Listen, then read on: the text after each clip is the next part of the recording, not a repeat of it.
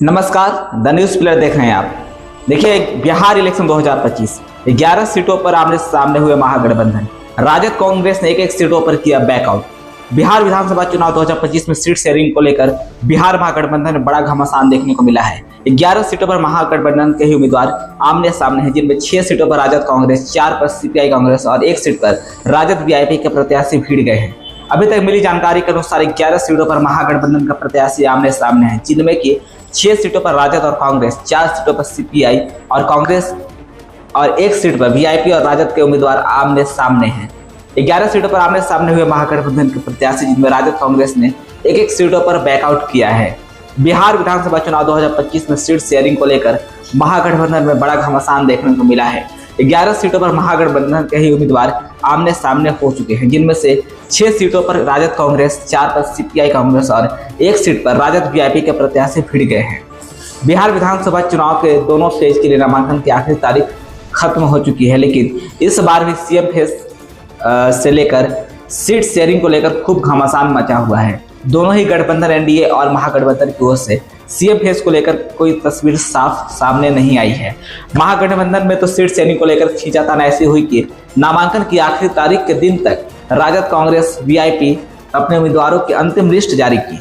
इसी बीच 11 सीट ऐसे भी सामने आए जहां पर महागठबंधन के ही उम्मीदवार आमने सामने हो गए हैं और अब वह एक दूसरे के खिलाफ ही चुनावी मैदान में उतर चुके हैं। आपको बता दें कि इससे पहले लालगंज सीट पर कांग्रेस ने अपना उम्मीदवार वापस लिया था और यहां से बाहुबली मुन्ना शुक्ला की बेटी शिवानी शुक्ला को उम्मीदवार बनाया गया है। 11 सीटों पर सीधा टकराव। अभी तक मिली जानकारी के अनुसार 11 सीटों पर महागठबंधन के प्रत्याशी आमने सामने हैं, जिनमें कि 6 सीटों पर राजद और कांग्रेस, 4 सीटों पर सीपीआई और कांग्रेस और 1 सीट पर वीआईपी और राजद के उम्मीदवार आमने सामने हैं। इन 6 सीटों पर राजद वर्सेस कांग्रेस है, जिनमें पहला वैशाली सीट कांग्रेस और राजद प्रत्याशी आमने सामने हैं। राजद से अजय कुशवाहा और कांग्रेस से संजीव कुमार चुनावी मैदान में उतर चुके हैं। दूसरी सीट है जमुई जिले के सिकंदरा सीट पर, जहां पर राजद के उदय नारायण चौधरी और कांग्रेस के प्रत्याशी विनोद चौधरी आमने सामने हैं। तीसरी सीट है भागलपुर जिले के कहलगांव से कांग्रेस प्रत्याशी प्रवीण कुशवाहा और राजद प्रत्याशी रजनीश आनंद आमने सामने हैं। चौथी सीट है भागलपुर जिले के सुल्तानगंज सीट पर, जहां से कांग्रेस और राजद प्रत्याशी चुनावी मैदान में उतर चुके हैं। कांग्रेस से ललन यादव और राजद के चंदन सिन्हा आमने सामने हैं। 5वीं सीट है पश्चिमी चंपारण जिले के नरकटियागंज सीट से, जहां से कांग्रेस प्रत्याशी शाश्वत केदार पांडे और राजद प्रत्याशी दीपक यादव आमने सामने हैं। 6ठी सीट है नवादा जिले के वारसलीगंज, जहां से कांग्रेस प्रत्याशी मंटन सिंह और राजद प्रत्याशी अनिता देवी आमने सामने हैं।